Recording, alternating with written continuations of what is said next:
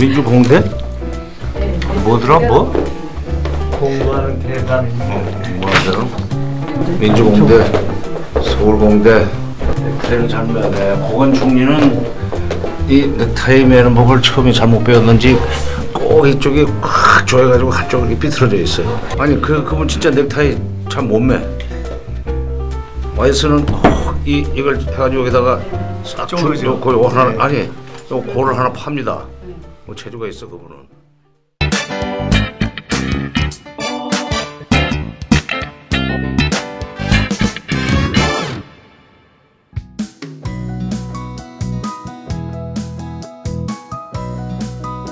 안녕하십니까. 민주연의 공부하는 대담 민주공대의 김민석입니다.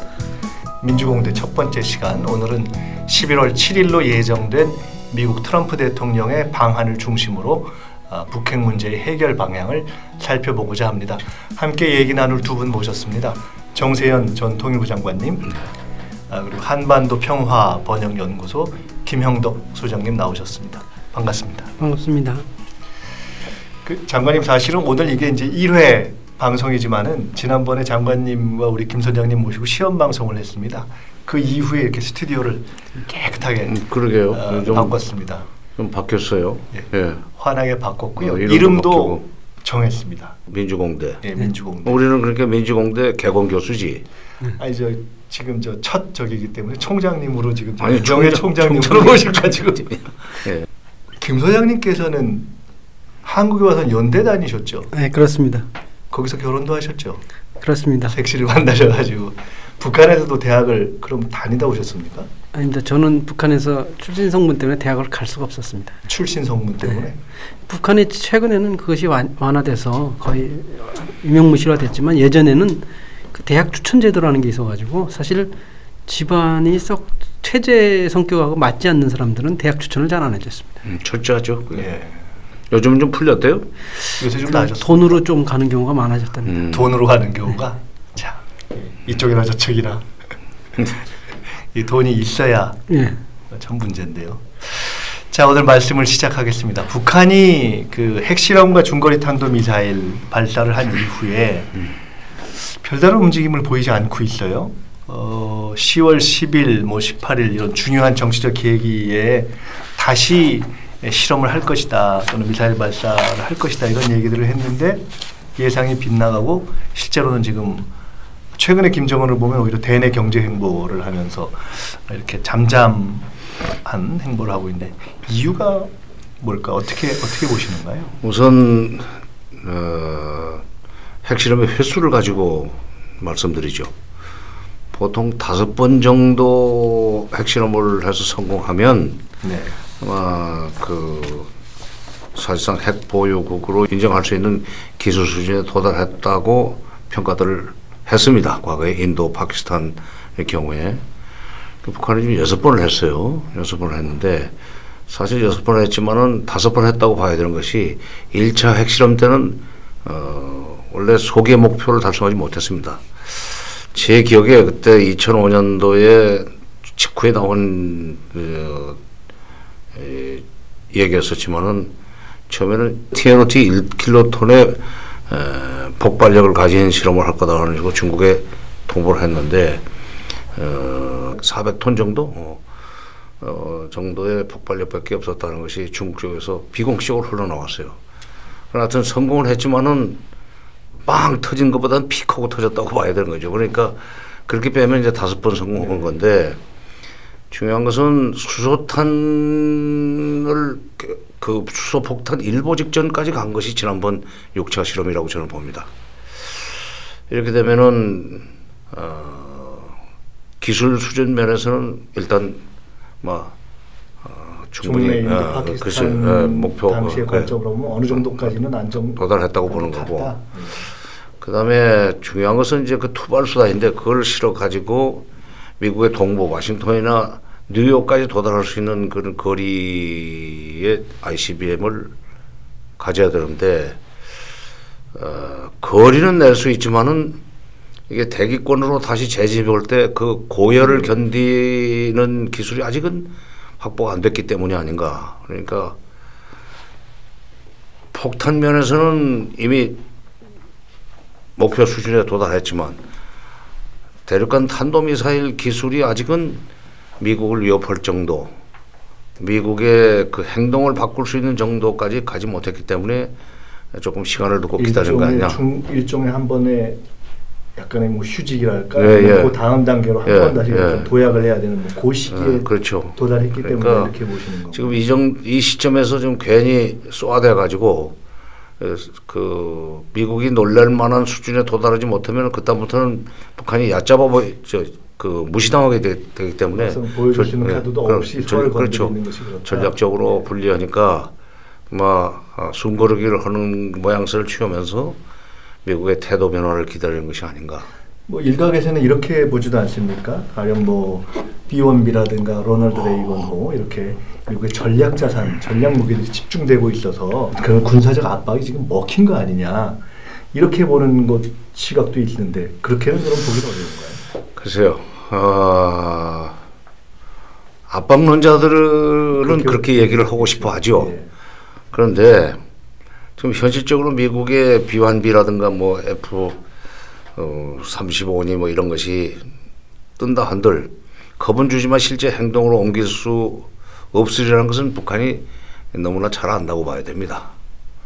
왜냐하면 미국이 지금 북한을 건드리면 그것이 곧 미중 전쟁으로 번질 수밖에 없고 미중 전쟁이 되면은 제3차 대전으로 번지라는 것을 전문가들은 얘기들 많이 하는데 북한도 그렇게 볼 거예요.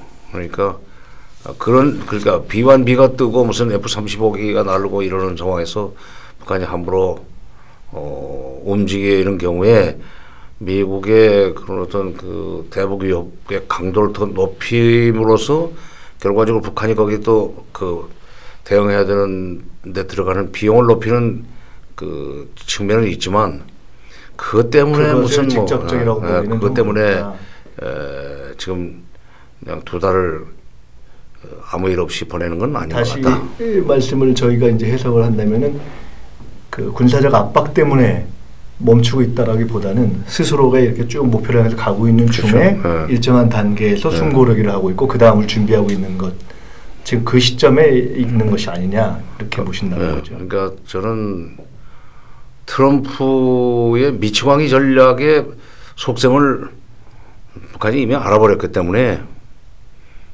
이제 약발이 안 먹힌다고 봐요. 그러니까 전쟁으로 완전히 가는 것도 아니고 그렇다고 완전히 평화적 해결로 가는 것도 아닌 상황에서의 긴장 관리 정도로 그렇죠. 하는 걸로 보고 있다 이거죠. 그렇죠. 그러면서 이제 결국 한국과 중국, 일본을 압박을 해서 그 한중일이 북한을 압박해 들어가도록 유도하기 위한 일종의 성동격서 전략의 일환이라는 건 저는 보는데 트럼프의 그 전략을 트럼프의 전략이 그걸 북한이 읽고 있다. 북한이 아마 읽었으리라고 저는 생각을 합니다. 이건 어떻습니까? 그 최선희 북한 그 외무성의 그 북아메리카 국장이죠. 러시아에 가서 이런 얘기를 했는데 한편으로는 미국이 적대시 정책을 포기하지 않으면 육자회담에 복귀하지 않겠다. 이건 뭐 늘 했던 얘기죠. 근데 동시에 미국이 적대시 정책을 포기하고 핵 보유국으로서 북한과 공존하는 선택을 한다면, 올바른 선택을 한다면 출구가 있을 것이다. 사실 두 가지 얘기에서 다 어찌 보면은 우리는 핵 보유국으로 가겠다라는 얘기를 하고 있는 거라지만 약간 뉘앙스가 다른 얘기를 동시에 했는데 그 한편으로는 기존 태도를 얘기하면서도 출구라는 단어를 썼다라는 점에서 주목하는 사람들도 있는데 이건 어떻게 해석을 하는 것이죠? 미국이 북한에 대한 그 적대시 정책을 그 처리하지 않는 한 북한이 핵무기를 내려놓을 수 없다고 한 얘기는 여러 번 했죠. 네. 근데 북한의 화법이 조건절을 잘 봐야 됩니다. 그러니까 그 말을 뒤집으면 어떻게 되냐면 미국이 대북 적대시 정책을 처리하면 북한은 핵을 내려놓지 못할 이유가 없다 하는 얘기로 되는 거예요. 근데 보통 이제 대북 압박론자들은 앞 문장은 떼버리고 북한은 핵을 포기하지 않겠다고 했기 때문에 쓸데없는 협상 같은 것은 기대하지 말고 압박을 계속해야 된다. 그런 주장을 하죠. 근데 이제 그 저쪽에 가가지고 그 베테르스부르크에 가서 연설을 하면서 좀 다른 얘기를 했죠. 근데 다른 얘기라는 게 크게 다를 것도 없는 것이 핵 보유국의 지위를 인정하라는 얘기를 이제 공식적으로 했는데 그 비슷한 얘기는 사실 제 기억에는 한 4년 전에도 했던 것 같아요. 아니면 앞으로 북핵 회담이 열린다면 핵 회담이 열린다면 핵을 가진 국가들끼리 핵 군축 회담으로 가야지 핵 없는 사람들은 우리가 만날 이유가 없다. 이제 한국하고 일본은 빠지라는 얘기입니다. 미국, 중국, 러시아, 북한 이렇게 만나자는 얘기지. 그래서 그 얘기하고 같은 맥락으로 봐야 되는 건데 그러면 북한의 본심이 뭐냐 하는 게 있어요.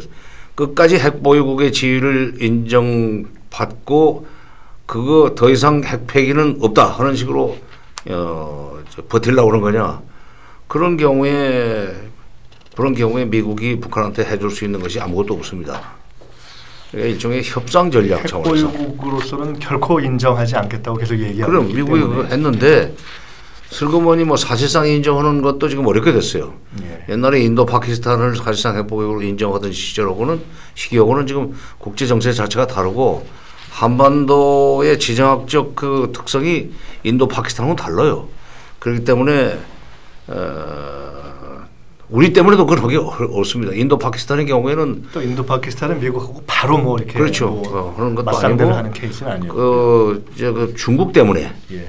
또는 소련 때문에 그 사람들 그걸 미국이 인정했다고 봐야 되는데 그러니까 나중에 가서 조금 깎아줄 망정 처음에는 비싼 값을 부르는 그런 소위 그 흥정의 그 전략으로 저는 봅니다.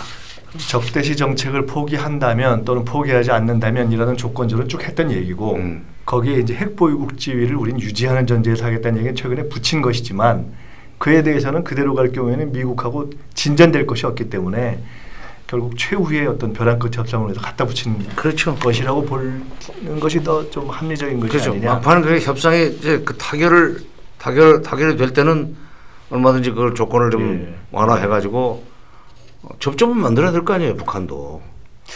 이건 어떻습니까? 뭐 러시아 얘기가 나왔으니까 러시아의 그 상원의장 이름은 좀 발음하기가 어렵습니다. 미트비엔코인지 마트비엔코인지 러시아 말도 하시는가요? 뭐야 빠루스키 정도. 야 가바리 빠루스키. 저 이게 뭐 러시아 말 할 줄 안다 그 말씀인 것 같은데 눈치로 그 상원의장이 북핵 문제 해결을 위한 육자회담 재개를 위해서 최선을 다하겠다 이렇게 얘기했는데 실제로 지금 뭐 중국 역할론이 쭉 있었습니다만은 러시아의 역할론이라는 게 실제 공간이 있을까요? 글쎄요, 그 중국만큼 북한에 대한 영향력은 없지만 전혀 없는 건 아니죠. 그러니까 러시아 단독으로 움직이지 말고 육자회담 재개를 바라는 나라들끼리 힘을 모아서 그러니까 중국도 지금 바라는 거고 러시아도 지금 동참하는 셈이고 사실은 우리도 육자회담이 빨리 열려야 된다는 입장을 지금 공개적으로 얘기를 해야 되는데 어떻게 이제 기회를 놓쳤어요. 일본은 뭐 무조건 미국 편이니까 트럼프 편이니까 그건 기대할 거 없고 또 육자회담이 뭐 조건을 제시했지만 북한도 육자회담이 빨리 열려가지고 여러 가지 대북 제재 같은 것이 좀 완화되는 것을 바랄 겁니다. 왜냐하면 육자회담이 열리는데도 불구하고 유엔의 대북 제재를 계속할 수는 없어요. 그건 그 원리상의가 어긋나는 거니까. 그러니까 육자회담의 재개를 바라는 나라들이 지금 힘을 모아야죠. 그러니까 한국이 이제 그쪽에 줄을 서야 돼요. 이번에 트럼프 대통령 왔을 때 그런 입장을 전달할 수 있을지 또 그런 육자회담의 재개라는 것은 대화 국면의 시작이라는 뜻과 함께 추가 제재는 일단 스톱하면서 문제를 풀어본다라는 의미를 가지는 것이겠군요. 그러니까 북한으로서는 나쁘지 않고 그러니까 북한도 근데 한편으로는 좀 뭐 육자회담 뭐 이것도 별 필요 없다 이런 식으로 또 얘기도 얼핏 북한에서 아니 그러니까 그 다음번에 열리면은 비핵화를 위한 회담이 필요 없고 비핵화는 우리는 안 할 테니까 필요 없고 한다면은 핵을 가진 국가들끼리 군축 회담을 해야 된다는 얘기인데 그 또한 이제 그거는 좀 과하냐고지. 이제 뭐 핵무기 몇 개 가졌다고 그 그동안 700개 가지고 무슨 7, 8천 개 가진 나라들하고 맞먹는 자리 그 회담을 하겠다고 그래. 그건 택도 없는 거고 초등학생이 유치원 막 끝난 그 어린애가 무슨 대학원 학생하고 같이 앉아 우리 학생들끼리니까 회담하자고 그러고 똑같은 거지. 그 오늘 본래 본 주제가 이제 트럼프 대통령, 도널드 트럼프 미국 대통령의 방한과 관련된 것이었습니다. 11월 5일부터 아시아 5개국을 순방하는데요.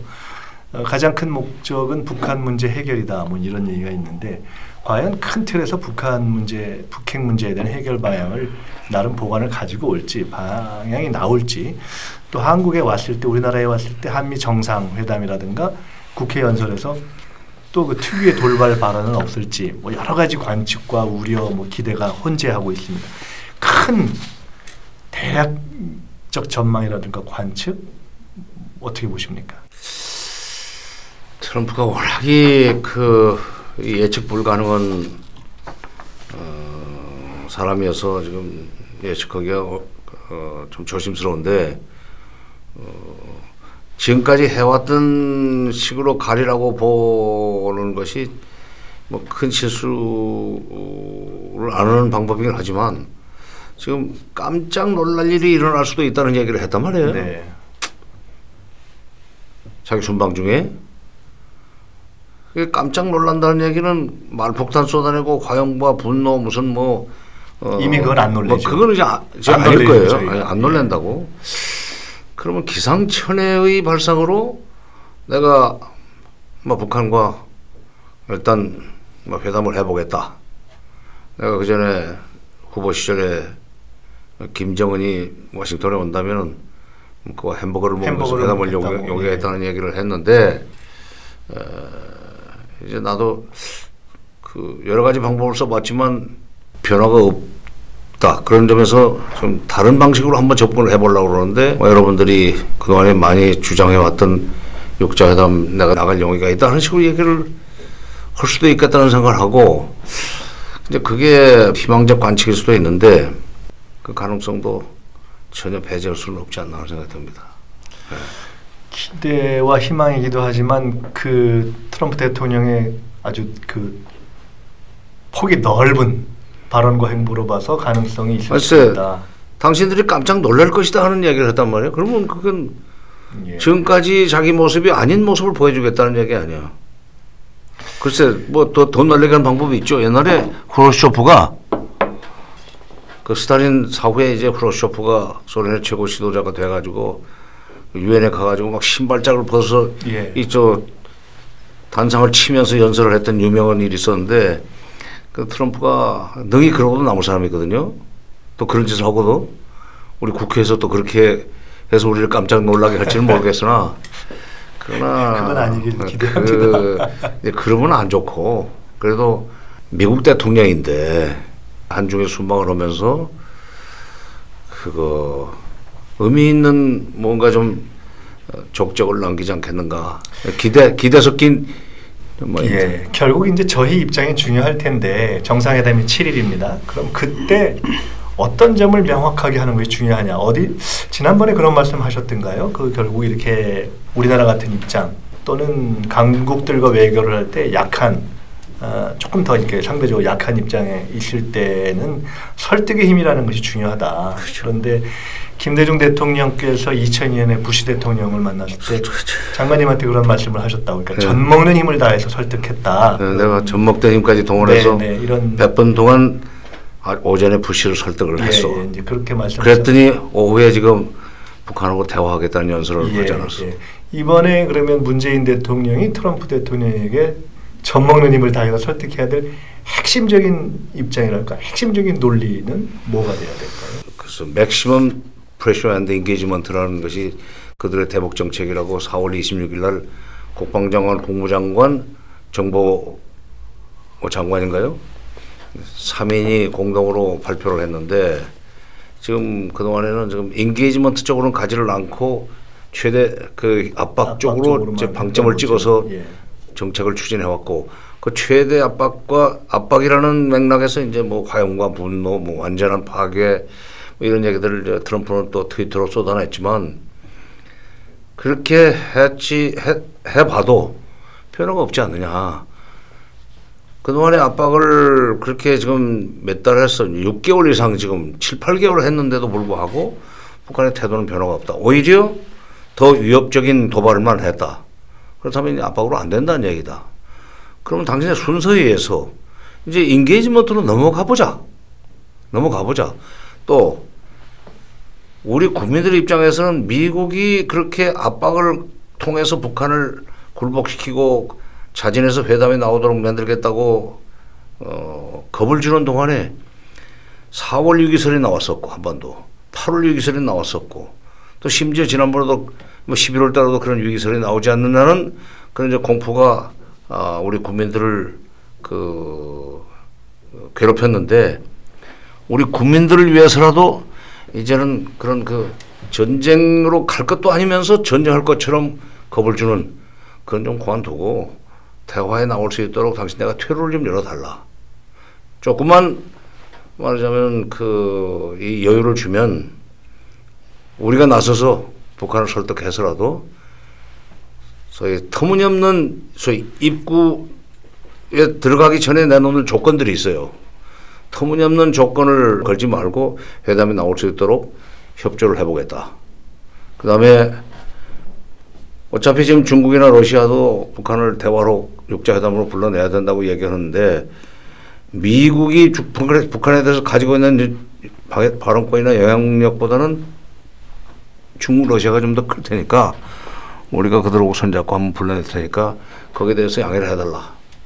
그러니까 압박과 제재가 효과를 못 냈다고는 사실 지적하고 이제 순서에 의해서 인게이지먼트 대화 쪽으로 가보자. 그리고 그거를 우리가 다리를 놓을 테니까 거기에 대해서 조금 양해를 해라 하는 그건 좀 해야 되잖아. 오히려 트럼프 대통령이나 미 정부의 그간의 논리를 받아주면서 그 그렇죠. 연장선에서 이제는 그 다음 또는 그 강조점으로 그 관여 쪽으로 넘어가야 될 때가 아니냐라고 그렇죠. 지금 그 논리를 인정하는 선에서 설득을 해야 되는 것이 아니냐라고 말씀하셨는데 아까도 말씀 나왔습니다만 계속 지금 강조하시면서 말씀하신 전제 중에 하나가 이미 트럼프 대통령의 어떤 전략이랄까 소위 그러니까 그 어떤 용어로 볼 때 뭐 소위 우리 흔히가 미치광이 전략이라고 이야기하는 그것이 큰 틀에서 그러니까 일반 평화적인 대화에 의한 해결도 아니고 그렇지만 실제로 군사행동도 가지 않는 선에서 상당한 수준의 긴장을 관리해가면서 자신의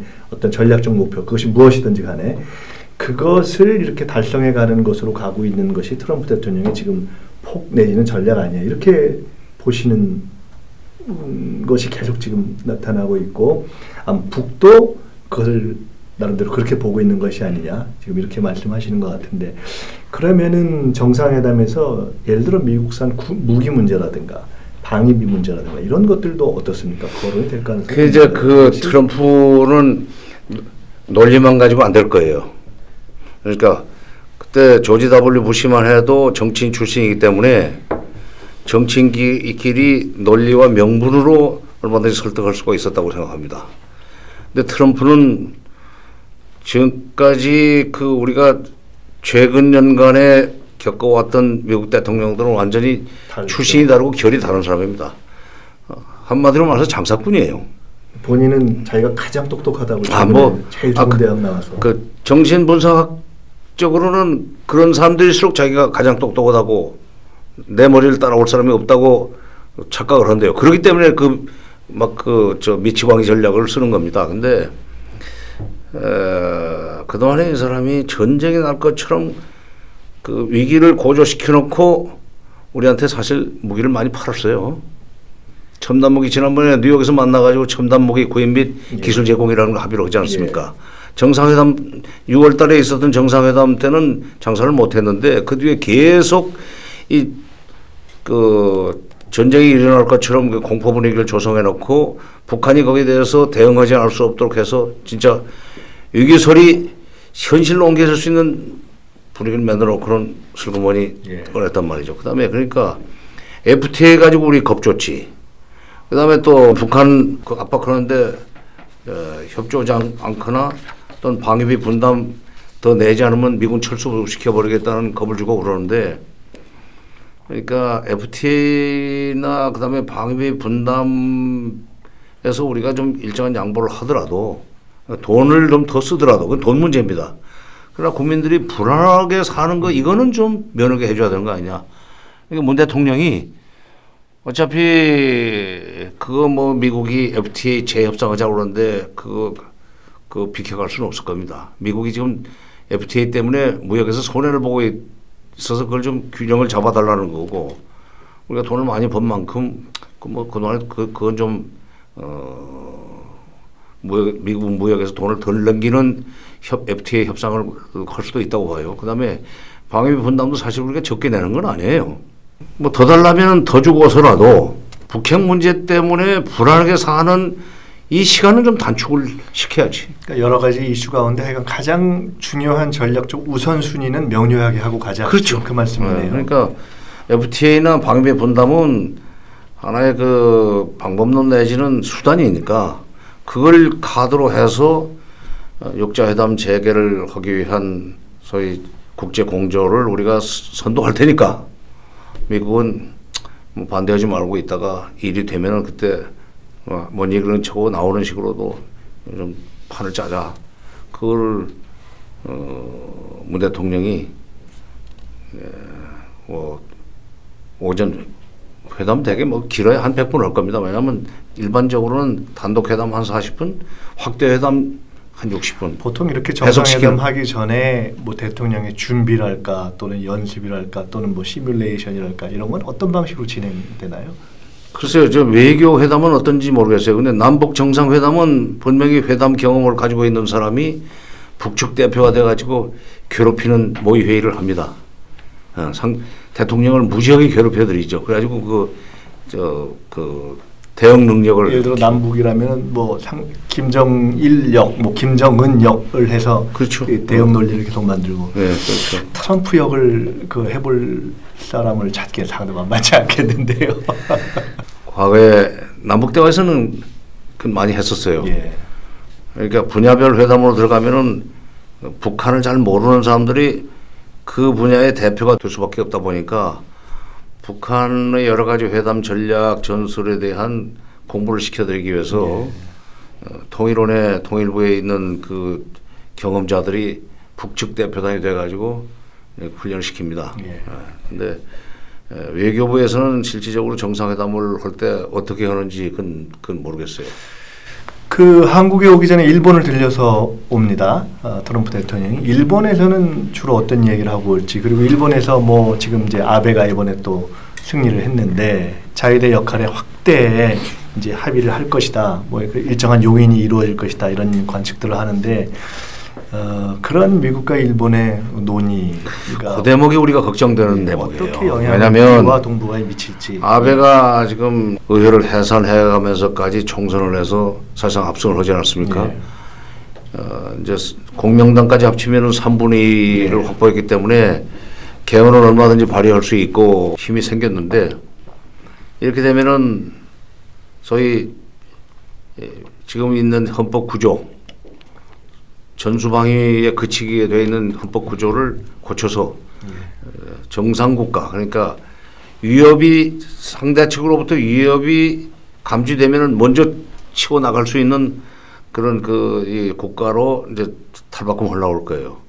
그러기 위해서 그동안 일본이 꾸준히 그런 상황을 만들기 위해서 써왔던 것이 북한 카드입니다.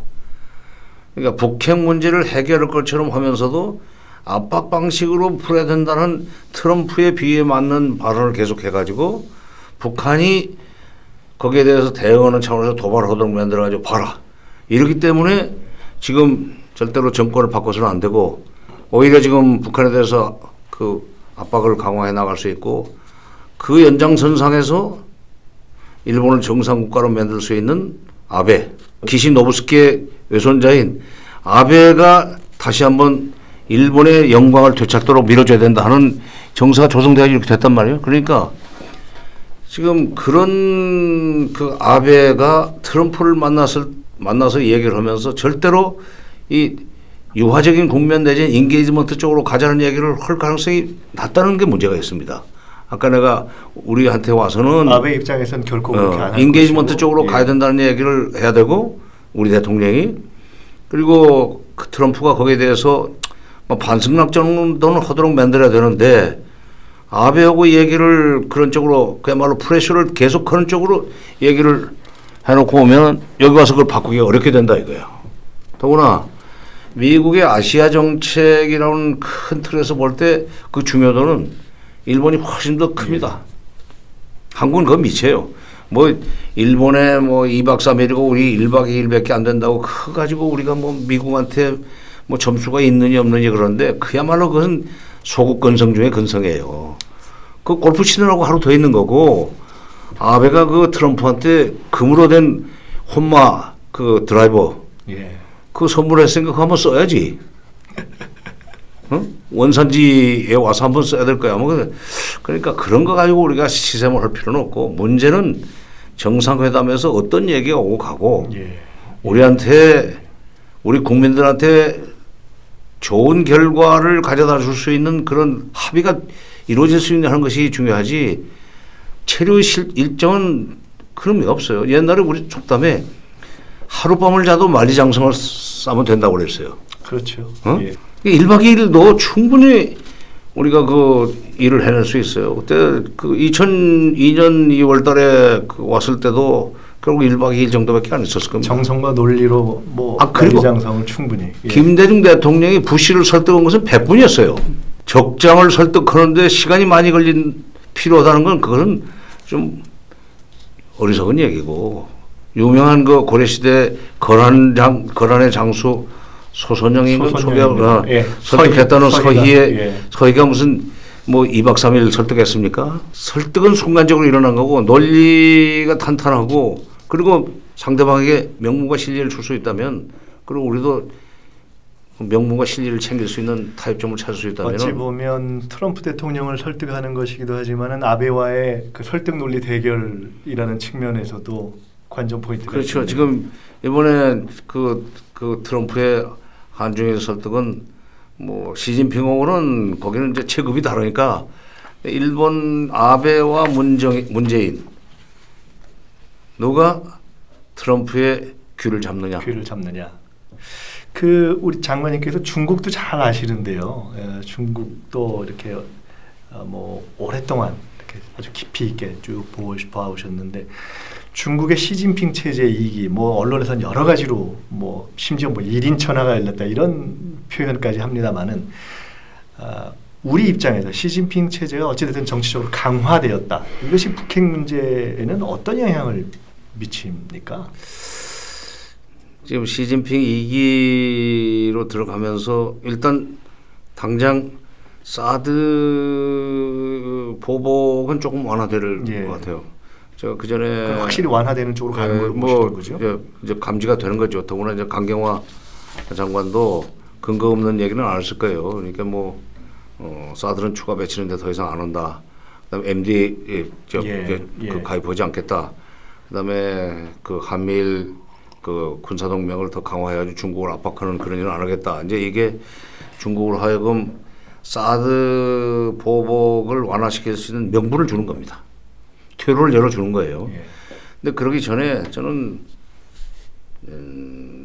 19차 공산당 대회 전에 그 중국 정부가 사드에 대한 보복 조치를 완화시키는 경우에 잘못하면은 그 권력 투쟁에서 시진핑에게 시진핑에 불리한 그 조건이 될 수 있다고 봤고 그러나 이게 끝나고 나면은 아마 조금은 이 우리에 대한 그 대한 정책을 좀 변화시키지 않겠는가. 강경에서 좀 유연하게 바뀔 가능성이 있다. 왜냐하면 이제 2기에 들어서면서 본격적으로 1대1로 사업을 시작을 해야 됩니다.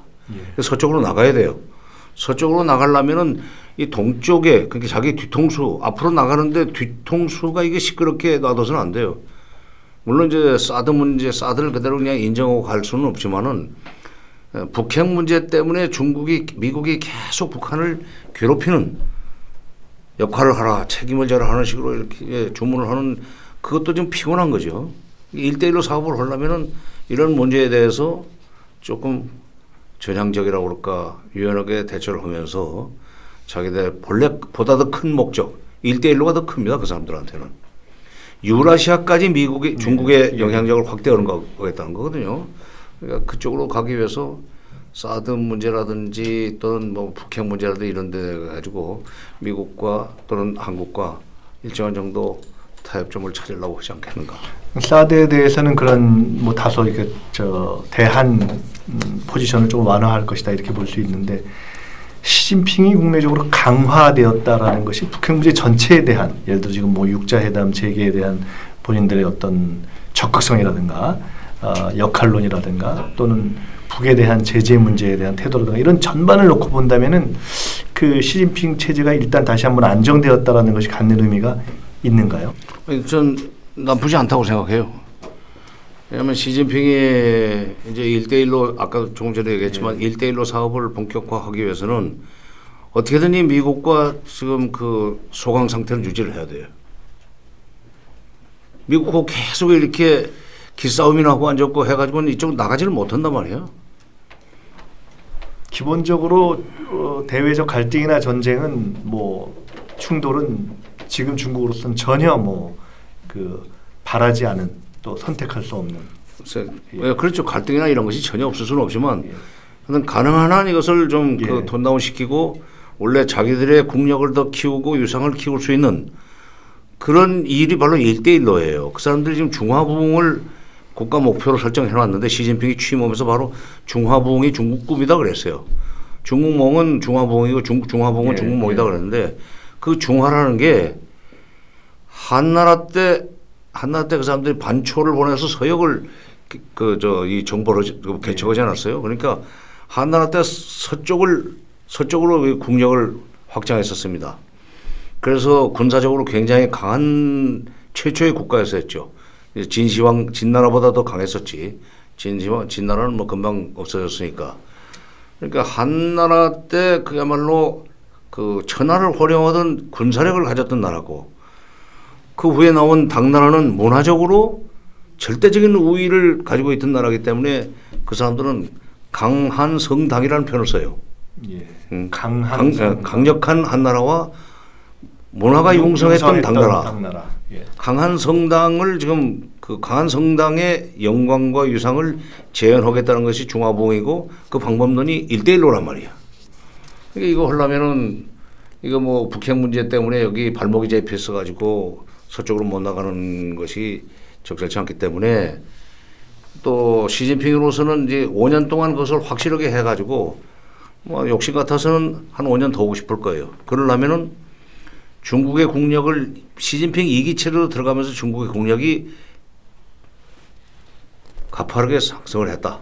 그리고 미국 정책도 적절하게 관리를 해서 미국과 적대 관계를 풀었고 미국이 중국을 압박해 들어오는 상황을 이제 그 조정을 했기 때문에 외교적으로 큰 업적을 남겼다. 역시 중국의 지도자는 시진핑이라는 식으로 중국 인민들에게 그런 성과를 내려면 내려고 할 것이다. 여기서 북핵 문제에 관해서 어느 정도 성과를 내야 되고 그러기 위해서 먼저 한중 간에 지금 그동안에 쌓였던 응어리를 일단 푸는 것이 시작점이 아닌가. 저희로서는 하여간 문제를 푸는 데 있어서 중국과 대화를 할 수 있는 그 폭이 조금 더 생겼다는 점에서 긍정적인. 다행이죠. 다행이에요. 조금 다른 이야기를 해보겠습니다. 이 최근에 뭐 박근혜 정부, 이명박 정부 때 국정원과 관련된 일들이 여러 가지가 계속 이렇게 뭐 공개도 되고 폭로도 되고 그렇게 하고 있습니다. 박근혜 정부 때 국정원이 북한 관련 정보를 어떤 식으로 올렸냐 하는 것들도 이렇게 계속 록록 드러나고 있는데요. 2013년 말이죠. 장성택을 숙청했을 당시에 국정원에서는 김정은 체제가 이제 흔들리고 붕괴 조짐이 보인다. 이제 이런 식으로 보고서를 올렸다는 겁니다. 사실은 장관님이 이제 통일원에 쭉 계실 때부터 대북 관계를 다뤘던 오랜 시기 동안 북한 붕괴론이 뭐 수차 등장했지 않습니까? 그 여러 시기에 등장했던 지금 이제 장성택 국정 당시 이야기가 나왔습니다만 북한 붕괴론의 문제점이 뭔지 또 만약에 우리가 북한 붕괴론을 이후에도 전망한다면 또 과거에 가장 그럴싸하게 타당했던 시기가 과연 있었는지 어떻게 하면 그 북한 붕괴론이라는 것에 대해서 잠깐 좀 내부적인 얘기는 우리 이제 김 소장이 좀 하시고 거기도 제가 여쭤보겠습니다. 사실 북한 붕괴는 저건 미제입니다. 90년대 초에 나왔어요. 그러니까 동굴압파가 이제 흔들리고 그쪽에 급격한 이제 체제 변환이 일어나잖아요. 예. 그러니까 미국에서 그 왈 한반도 문제 전문가 내지는 공산권 전문가라고 하는 사람들이 이 흐름이 마치 그때 뭐 자스민 혁명이 무슨 뭐 그 중동에서 뭐 민주화에 예. 그 바람을 몰고 오는 걸로 성격 규정이 됐듯이 이제 사회주의가 다 없어진다. 큰 나라 소련이나 뭐 중국 같은 데는 자체 변화를 통해서 궤도 수정을 통해 가지고 전송은 하겠지만 조그마한 것들은 다 없어진다는 생각을 했었어요. 그게 이제 들어와가지고 90년대 초에 김영삼 대통령 머릿속에 강하게 박혔었습니다. 김영삼 대통령이 확실하게 믿고 있었어요. 난 그때 통일비서관을 했는데 내가 볼 때는 아닌데 일개 비서관이 대통령한테 직접 그렇게 각하 그거 그렇지 않습니다 하는 얘기를 할 수가 없는 그런 구조였었어요. 그때는. 지금도 아마 그 1, 2급 비서관이 대통령한테 직보할 수는 없을 겁니다. 되게 이제 수석 비서관 내지는 안보실장 이런 사람들이 대통령의 그런 잘못된 판단을 고쳐줘야 되는데 내가 그때 수석 비서관이나 비서실장한테 여러 번 얘기했어요. 아닙니다. 분명히 북한을 밉다고 생각하는 사람들이 볼 때는 북한의 붕괴 요인이 있습니다. 그러나 북한도 하나의 체제인데 붕괴 요인과 더불어서 지탱 요인도 가지고 있습니다. 예. 마치 사람에게 발병 요인이 있지만 면역력이 있어가지고 병이 나지 않고 건강을 그럭저럭 유지할 수도 있고 내지는 잘 관리하면 면역력을 더 키워서 오히려 건강해진 사람이 될 수 있듯이 그렇게 체제는 굴러가게 돼 있는 겁니다. 그걸 어떻게 균형 있게 보느냐가 결국 그렇죠. 중요하다. 두 가지 측면을 다 봐야 되는데 그게 50대 50이라도 이건 무슨 절대 붕괴를 안 하는 거고 예. 더구나 북한의 붕괴를 바라는 분들이 붕괴 요인이라고 지적하는 바로 그 대목이 지탱 요인이라는 얘기를 했어요. 왜냐하면 강력한 독재, 철권 정치, 그 다음에 공포 정치 이런 것 때문에 도저히 봉기를 못합니다. 경제가 어렵다고 먹고 살기 어렵다고 붕괴하기로 했으면 우리가 이승만 때 붕괴했어요. 그 다음에 중국이 문화대혁명 때 붕괴했어야 됩니다. 먹는 문제 때문에 붕괴하는 나라는 없어요. 오히려 먹는 문제가 충족이 되고 소위 분배 격차가 심해졌을 때 모두가 다 배고프면 체제는 안전해. 오히려 배 아픈 사람들이 나와야 그 체제가 흔들리는 거예요. 근데 그거 아니라고 해도 각하께서는 아주 고급 정보를 가지고 판단하시기 때문에 당신네 통일원에서 뭐 신문이나 자료 좀 보고 북한 신문이나 북한 자료 좀 보고 붕괴하지 않는다고 그러는데 그건 틀린 얘기다. 오늘인가요 어젠가요 지금 정부에서도 우리 국방부 장관이 얘기를 했나요? 이제 북한이 곧 무너진다. 근데 그런 것이 예를 들어 이렇게 어떤 정치적인 레토릭으로서가 아니고 만약에 실제로 곧 붕괴할 것이다라는 현실적인 전망에 기초한 것이라면 그래서 그러니까 현실적인 전망이 아니라 이게 북한에 관해서는 우리 국민들이나 우리 전문가들도 그래요. 국내 전문가들도 북한에 관해서는 북한을 바라보는 시각이 일단 있습니다. 네.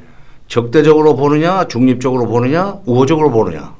근데 적대적으로 딱 북한관이 정립된 사람은 이 중립적인 얘기를 아무리 해봐야 믿지를 않아요. 듣지를 않아요. 그러니까 그리고 이제 송 장관의 경우에는 군인이기 때문에 유관장교 시절부터 시작해가지고 사관학교 유관장교 시절부터 머릿속에 대북 적대의식이 확실하게 들어가 있을 거예요. 그러니까 북한의 좋은 면은 보지를 못하고 살아온 구체적인 어떤 근거와 정보에 의한 전망이라기보다는 그건 이제 관점에 의한 정치적 발언으로 보는 거죠. 그렇죠. 그러니까 선입견이라는 게 그만큼 무섭죠. 어떠신가요, 우리 김 소장님? 그때 얘기를 한다면은 사실 지금 2014년 경우에 박근혜 대통령이 통일 대박론을 얘기했을 때도 어떻게 보면은 북한이 곧 붕괴할 것이라는 그런 확신의 기초에서 그런 것이 아니었을까라고 지금 저희가 되짚어보게 되는데 장성택이 숙청됐을 때 그 당시 북한 관련한 이렇게 북에서 넘어온 분들 얘기라든가 자주 이게 국경을 왔다 갔다 하시니까 그때 느낌이 어땠습니까? 저는 박근혜 대통령이 통일 대박론이라고 했을 때 그런 확신을 가지고 했다고 보고요. 저는 무식한 얘기라고 인터뷰한 적이 있습니다. 당시에 무식한 얘기라고 했다. 근데 붕괴라는 게 사실은 대체 세력이 있을 때 가능한 겁니다. 근데 북한 체제 특성상 현재 정권을 대체할 세력이 내부에 없습니다. 아까 우리 장관님께서 말씀하신 정치적 요인, 뭐 경제적 요인의 지탱 요인이라는 측면을 지적해 주셨는데 좀 다른 각도에서 대체 세력이 없다. 그것이 그렇죠. 현 정권을 대체할 수 있는 세력이 있을 때 정권은 바뀌는 겁니다. 남한에 야당이 있어서 선거를 하기 때문에 바뀌는 것이. 북한은 야당이 없지 않습니까?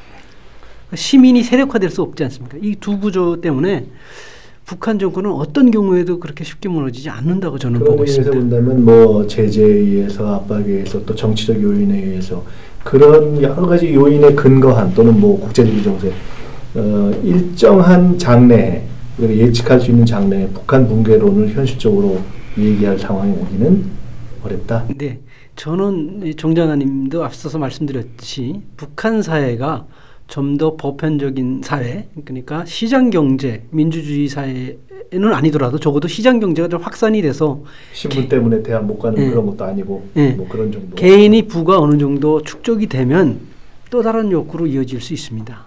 그럴 때 변동성이 있지 그 전에는 저는 북한 체제 변동이 쉽지 않다고 봅니다. 그러니까 북한 붕괴라는 문제와 관련해서 지금 막 개념이 막 혼란스럽게 쓰여지고 있어요. 그러니까 김정은 정권의 붕괴라는 것은 뭐 일어날 수도 있다고 봐요. 그러니까 한 개인이 최고 권력자의 자리에서 쫓겨날 수는 있습니다. 그런데 그 북한은 그것도 쉽지가 않지만 김정은이나 김정일이 권좌에서 쫓겨나는 것도 북한 정권 붕괴라고 그러고, 그다음에 노동당이 없어지는 것도 북한 붕괴라고 그러고, 또는 사회주의 체제가 없어지는 것도 붕괴라고 그러고. 근데 사회주의가 조금 수정 궤도를 거쳐서라도 조선민주주의 인민공화국은 계속 남아있을 수 있게 돼 있어요. 근데 조선민주주의 인민공화국, 그 다음에 북한의 사회주의 여러 가지 정치, 경제, 사회 체제, 그 다음에 김정은 정권, 이것이 그냥 똑같은 용어처럼 전제를 하고 김정은 정권 붕괴가 곧 조선민주주의 공화국 붕괴다. 그리고 그렇게 되면 이제 거기는 권력의 공백이 오기 때문에 바로 우리가 올라가서 우리가 접수하면 통일이다. 아주 굉장히 참 순진무구한 그 발상이죠. 북한의 그런 정치적 격변이 일어나도 지금은 대타가 없어요. 그러니까 장성택이 그럴 위험성이 있기 때문에 제거됐다고 나는 봅니다만은 대타를 꾸준히 위험하면은 제거해버렸거든. 김일성 때부터 조금만 그냥 북한들의 인민들에게 조금의 인기가 있다 하면 그럼 바로 그냥 없애버리는 거 아니에요. 그 겁나서도 그런 짓을 못 했는데 그런 꿈을 못 꿨는데 간에 이제 뭐 외부적인 요인에 의해서건 뭐가 됐건 격변이 일어나서 정치적 혼란이 온다. 그럴 경우에 거기에 권력 공백 상태가 몇 분이나 갈 것 같습니까? 바로 총리를 가진 자들이 권력을 잡게 돼 있어요. 권력은 총구에서 나온다는 게 모택동의 말인데 그건 참 진리예요. 그러니까 북한에 이런 김정은이 있을 때보다 북한의 군부가 집권했을 때 그때 더 복잡해요. 그걸 알아야 돼. 그러니까 뭐 북한이 무너지면 바로 통일된다는 것은 아주 나이브한 정도가 아니라 어리석은 거고, 그다음에 쉽게 붕괴하지도 않고, 더구나 국무위원쯤 돼가지고 그런 얘기를 하면 곤란하지. 자, 이제 전문가라면 또 몰라요. 예, 이제 트럼프 대통령의 아시아 순방, 그리고 사실은 장관님도 그런 말씀하셨습니다만은 이제 정부와 대통령께서도 이제 그런 기대를 상당히 하고 있는 것처럼 보이는데, 평창 동계올림픽 이후에는 이런 것도 또 이렇게 남북 간의 관계를 좀 이어가는 고리가 될 수 있지 않겠냐는 기대를 저희가 또 갖고 있고, 또 북이 그 문제에 대해서는 혹시 조금 조응해올 가능성이 있지 않느냐, 뭐 이런 조짐도 있고 등등한데, 자, 이 시점에서 한번 오늘 이렇게 말씀을 마무리하시면서 북이 숨고르기를 하고 있고 또 이 주변 정세가 다시 한번 이렇게 조정기에 들어가는 이 시점에서 저희가 북핵 문제 또 한반도 문제 해법을 위해서 주력해야 될 방향 마무리 말씀 한번 부탁드립니다. 예, 간단하게 하죠. 지금 북한이 동계올림픽 출전권을 하나 따냈죠, 피규어. 그럼 이제 올 수는 있게 돼 있습니다. 또 와야 되고. 근데 그거를 빌미로 해서 지금 북한이 김정은의 업적을 만들어 놓은 것이 마식령 스키장 아니에요. 그래서 마식령 스키장에서 적어도 스키는 뭐 분산 뭐 개최를 하자고 그러나 이런 식으로 조건을 걸고 나오면서 공동 개최, 그렇게 되면 공동 개최입니다. 그리고 문재인 대통령이 얘기했던 바로 그 평창 올림픽, 동계올림픽 공동 개최가 되는 거죠. 그럴 가능성도 있다고 보고 정부 쪽에서는 좀 준비를 할 필요가 있지 않나. 그다음에 며칠 전에 어저께인가 그저께인가 만약 그런 정도 상황이면 그건 받아야 된다. 아니 우리가 제안을 해야죠. 그러니까 피겨 그 선수권을 출전권을 따냈기 때문에 올 수 있다고 했고 그러기 전에 지난 5월달인가 6월달에 무주 태권도 대회 와가지고 대통령이 평창 동계올림픽 공동 개최 제안하니까 그 스포츠 위에 정치 있다고 했던 사람이 지난달인가는 그 스포츠와 정치는 무관하다고 그랬단 말이에요. 그러니까 하겠다는 얘기예요. 그러니까 그걸 우리가 잘 활용해야 되고 또 이번에 그 어부들 일주일 만에 돌려보내지 않았어요? 예. 제가 여기저기 수송을 해봤는데 전혀 우리 쪽에서 무슨 물밑 작업을 한 것도 아닌데 왔다고 그래요.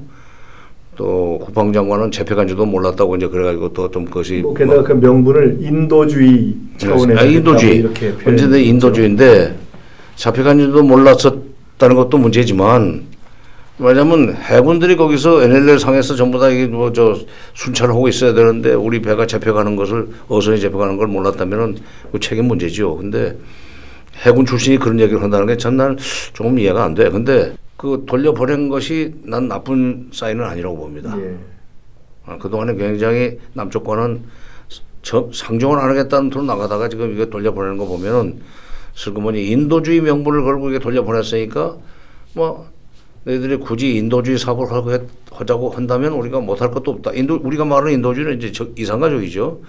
뭐 이런 걸로 해서 얘기를 시작을 하고 성과는 못 내더라도 결론은 빨리 못 내더라도 예를 들면 이제 내년 설을 계기로 해서 이제 추석 지났으니까 이산가족 상봉 사업을 한번 하자 이렇게 말을 걸기 시작해서 쪽에서 조금이라도 대꾸를 하면 근데 이번에 피규어 하나 오기는 오는데 그러지 말고 마식령에다가 우리가 스키를 그 분산 개최해줄 용의가 있으니까 공동 개최하면 어때 하는 식으로 말을 걸어야 된다 이거야.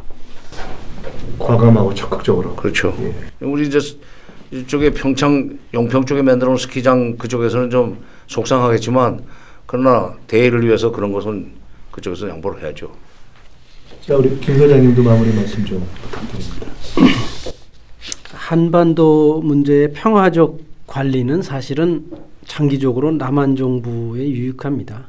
그렇기 때문에 저는 북한 문제를 바라볼 때 사실 좀 우리 정부가 주인의식을 갖고 여유를 갖고 줄 수 있는 것 조금 내주더라도 장기적 관점으로 좀 접근할 필요가 있습니다. 특히 트럼프 대통령의 경우는 이익만 어느 정도 제공된다면 명분을 제공된다면 또 대화 국면으로 끌어들일 수 있다고 봅니다. 그래서 가장 우리 이해관계의 중요한 당사자로서 한반도가 좀 주인의식을 가지는 게 필요하지 않을까. 북한이 그런 아량을 내버릴 여유가 없습니다. 그러니까 저는 우리 한국 정부가 그런 측면에서 미국의 이익을 어느 정도 충족시키면서 대화 국면으로 이제 전환할 수 있는 그런 노력이 저는 필요하다고 봅니다. 네, 이상입니다. 트럼프, 아베, 시진핑, 푸틴, 김정은 뭐 흔히 스트롱맨들이라고 이렇게 부릅니다. 그런데 이 스트롱맨들이 한반도 정세와 관련된 이 지도자들과 그 나라들의 입장이 점점 더 스트롱해지고 있는 상황입니다. 저희도 그것을 풀어갈 힘이 필요한데 대한민국의 힘은 무엇냐? 근데 그 중에 보면 지금 6국 중에 지금 문재인 대통령이 제일 좀 부드러운 분이에요. 근데 한자 사자성에 유능재강이 있습니다. 부드러운 것이 오히려 강한 것을 얼마든지 제압할 수 있다. 이게 문 대통령이 잘만 하면 뭐 스트롱맨들 푸틴, 뭐 트럼프, 시진핑, 아베, 김정은 이 5명의 스트롱맨들을 이 유연한 문 대통령이 얼마든지 제압할 수 있다고는 자신감을 가지고 좀 바로 이제 그것을 저희들이 이제 고민하고 그 지혜를 찾아야 됩니다. 그 스트롱맨들이라고 하는 그 상황을 풀어내는 외교적인 지혜, 그 젖먹던 힘을 다하는 설득력, 그리고 촛불혁명을 이룩한 국민의 지혜와 그 힘, 그것이 이렇게 버팀목이 되어서 낙마처럼 얽힌 한반도 주변 정세와 북핵 문제를 풀어가는 데도 큰 힘이 되어야 되는 것이 아닌가 싶습니다. 오늘 말씀이 북핵 문제를 푸는 지혜를 얻는 데 도움이 됐길 바랍니다. 지금까지 정세현 장관님 또 김형덕 소장님 모시고 말씀 나눴습니다. 민주공대 첫 번째 시간 오늘 여기서 마치겠습니다. 감사합니다.